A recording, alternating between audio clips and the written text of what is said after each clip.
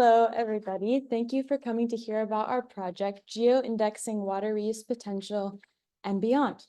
I'm Nora, and we also have Jihyun, Daniel, and Mbai presenting today. So what are we going to cover in this presentation?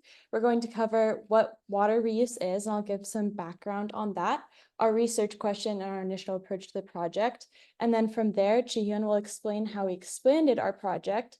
Daniel will explain our results. And then Bai will talk about our process, ethical considerations, and some next steps. So let's jump in. We'll begin with an explanation of urban water systems in the US and how they work, starting at the top of this diagram on the right and moving clockwise if you want to follow along with a visual. So drinking water treatment plants take water from the natural environment, they clean it, and then they pump it directly to your tap. Once that water has been used, for example, flushed down the toilet or something like that, it becomes wastewater, also called sewage.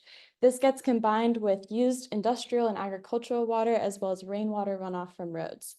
That wastewater then goes to a wastewater treatment plant, where it's treated to an acceptable level determined by place-specific regulations to be input back into the environment. So where does water reuse come in? In a nutshell, water reuse moves away from a one-and-done approach to water towards a circular, more sustainable one. Wastewater and stormwater can be treated up to acceptable water quality levels to be repurposed for agriculture, toilet flushing, showers, and in some cases, even drinking.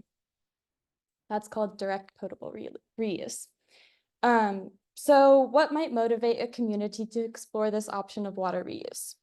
On a high level, there are many environmental and economic benefits that both utility scale and household scale implementations of water reuse can provide. Our project leads, who work for the Water Research Foundation and are subject matter experts in water reuse, created a comprehensive set of drivers, 4 of which are shown on the left. The drivers are the top row of boxes that include effluent disposal limitations, extreme weather events, and more.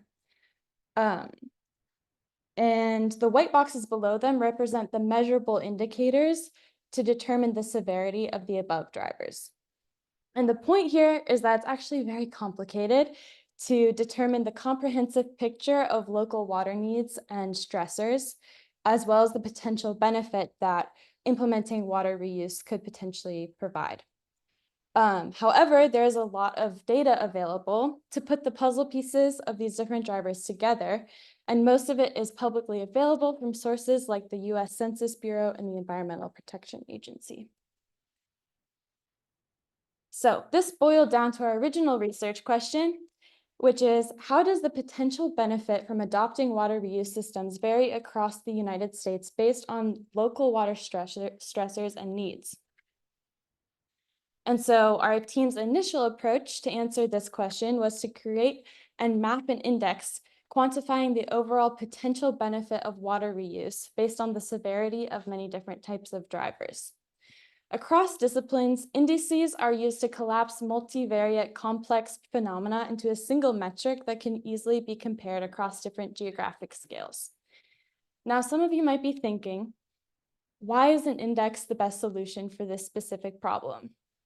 And in the initial phase of our project, we were looking at the index creation process in a meta bird's eye view kind of way to come up with an answer to that question. Why should we build an index? And after conversations with researchers in the water sector, as well as at the eScience Institute here at UW, we found that researchers tend to have a pretty love-hate relationship with indices in general. Some of you know. This is because they're inherently reductive. They also only mean something if the index creator is trustworthy and transparent, that they can select appropriate data and make fair calculations to represent the phenomena they're trying to tell you about. There are some examples on the left of different types of indices. And at the end of the day, though, indices are very useful and important tools to inform policy and convey complex information to a general audience. And they're particularly powerful because people are used to seeing them. Again, you can see the examples. This got us thinking, if everyone is making indices, then there has to be some sort of general process that people tend to follow. But we didn't find any such general process that actually helps with end-to-end index development and mapping.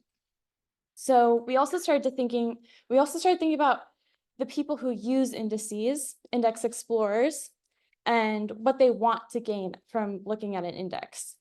And so we wanted to provide them with the most useful and transparent and empowering tool possible. So now Ji-Yun is going to talk more about how we incorporated these ideas into our project and how we used frequent stakeholder input throughout the project to guide our design, both from our project leads at the Water Research Foundation and the EPA and many other types of stakeholders.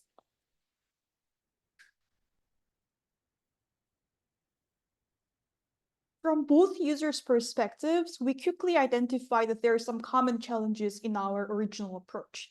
First of all, having a single index about a single country does not allow us to address regionally specific problems. Some states or counties on the shoreline care more about saltwater intrusion than inland states and counties.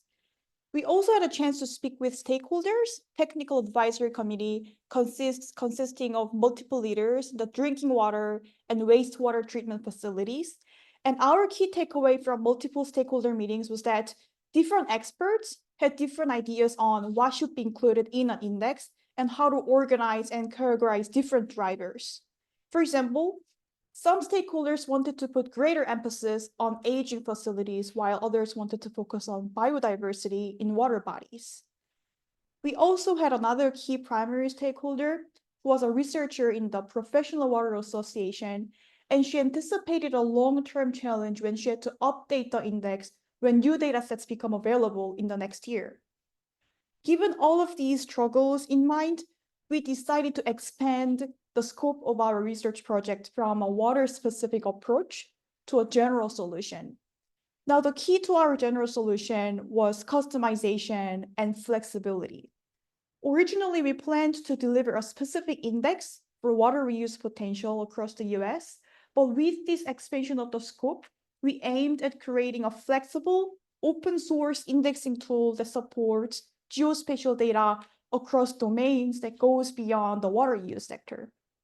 Now, what did we mean by general solution?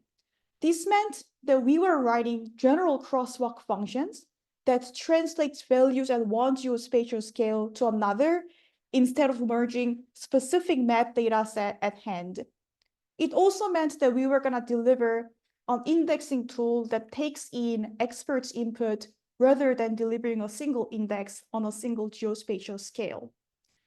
With these changes in mind, we took a courageous step to expand the scope, and we envisioned ourselves creating not just a single index, but an indexing tool.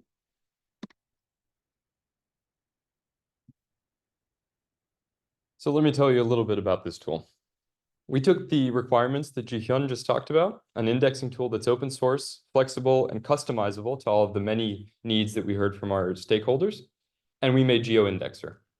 GeoIndexer makes indices more accessible, helping index creators who are comfortable working with a little bit of R, calculate an index from any data that they're interested in, create a dedicated web page for it, and share it with index explorers.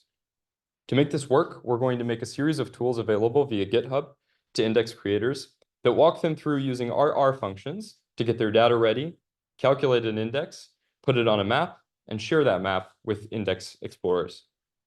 By default, the map showcases an index that's calculated by the index creator. The weights and the variables that go into it are predetermined. But from there, explorers can select a subset of the variables and recalculate the index themselves.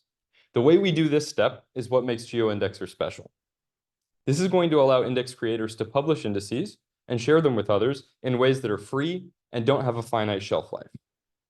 Normally, when you visit an interactive website like, say, your bank, and you enter some input and expect a response, there are servers in the background, and you're dependent on the computation that those deliver to produce the output. This is also how traditional data science dashboards work. The problem with this is that you're dependent on however long the index creator is willing to maintain and pay for the hosting fees that it takes to deliver that. GeoIndexer gets around this by using R and WebAssembly to harness the end users, the index explorers' computational resources.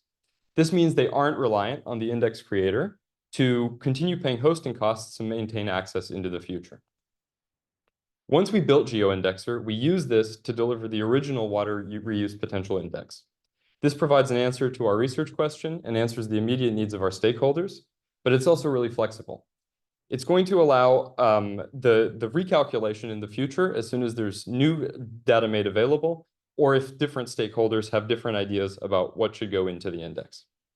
So with all that said, let's give you a look into how GeoIndexer works in practice, sorry, not in first. Imagine you're a water reuse stakeholder. You're a utility manager or you're a water researcher in the King County area. And you'd like to use GeoIndexer to get an idea of water reuse potential in your area. Sorry, it looks like our video demo is not showing up here. I'm going to try to share, switch the screen share. Just a moment.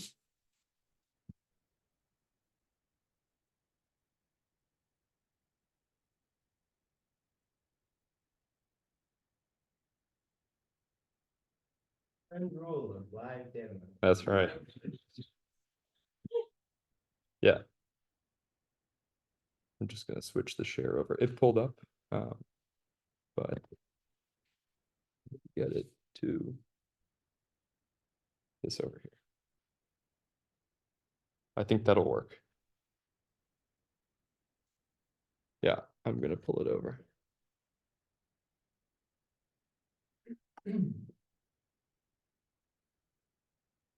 Okay, thank you all for your patience. Sorry about that. So this is what we built. This is the provisional water reuse index. We're going to step through this as if we're a index explorer. So you have a legend in the bottom right that's going to allow you to see where water reuse potential ranges from low to high. If you hover over water service areas, which are the units displayed in this map, you can see where potential is ranked on a scale of 1 to 100. Let's take a look at where we are right now, the Seattle metro area.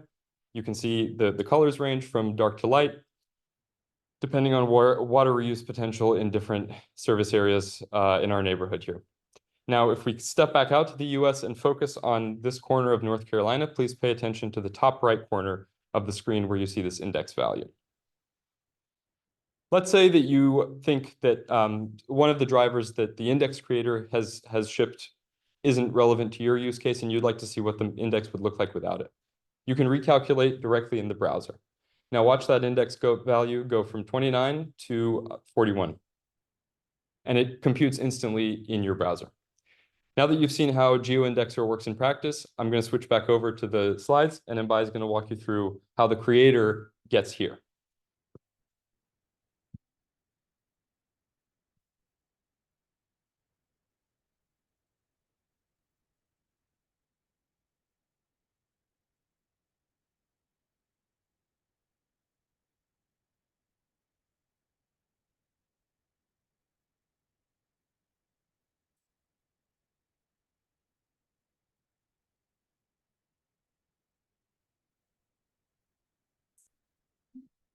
Did you get it?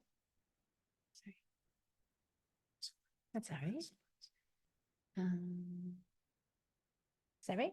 Yeah. Zoom isn't sharing. Zoom isn't sharing? Yeah. Yeah.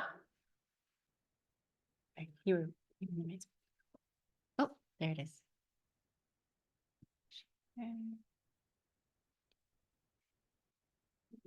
Okay, now let's look at the workflow of our indexing tool. To use this tool, we expect the web creator to be able to gather the geospatial data for themselves. And from there, I mean, it can either be like a water data or non-water data.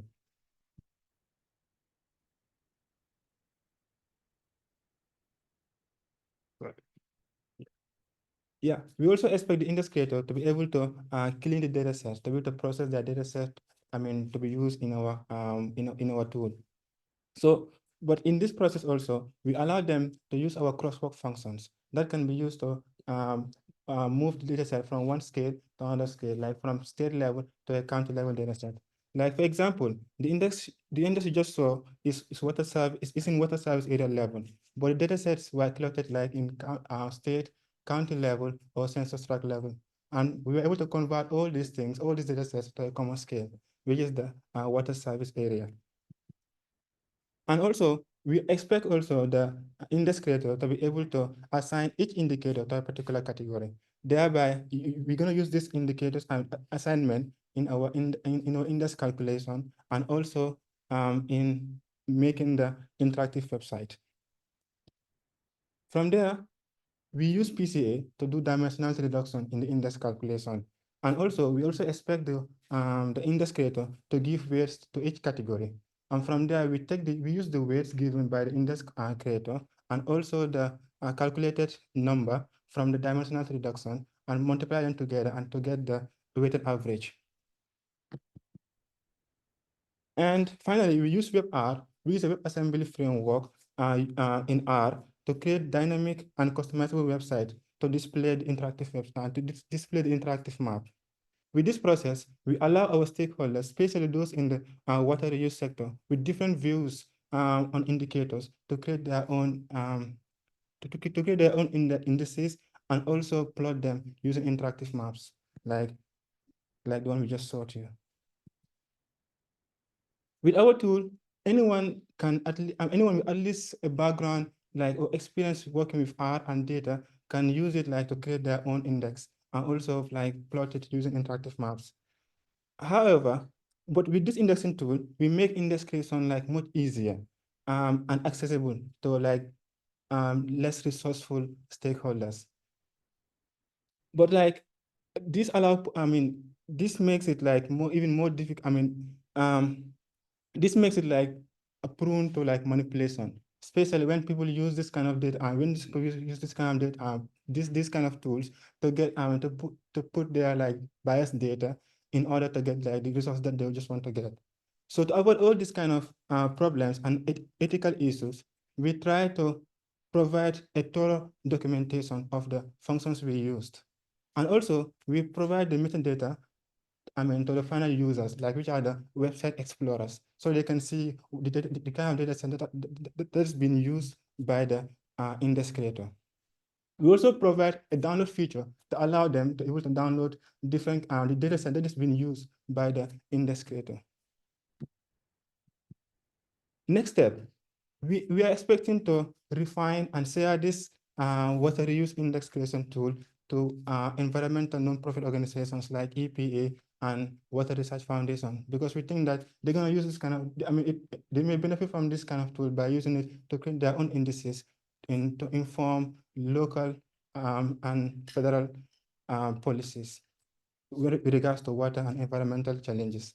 And also, we also expect water utilities to be able to use this tool to make data-driven decisions. Beyond water reuse, we also expect educators to use this tool probably to make educations about water challenges or in general environmental challenges. And this tool also can be used by journalists or researchers across fields to do their to make their own indices of their own indices. We would like to thank our project lead, Miriam, project advisor, Caroline, who's just here, and data scientist, Curtis, for their unwavering support throughout this last 10 weeks. Thank you so much.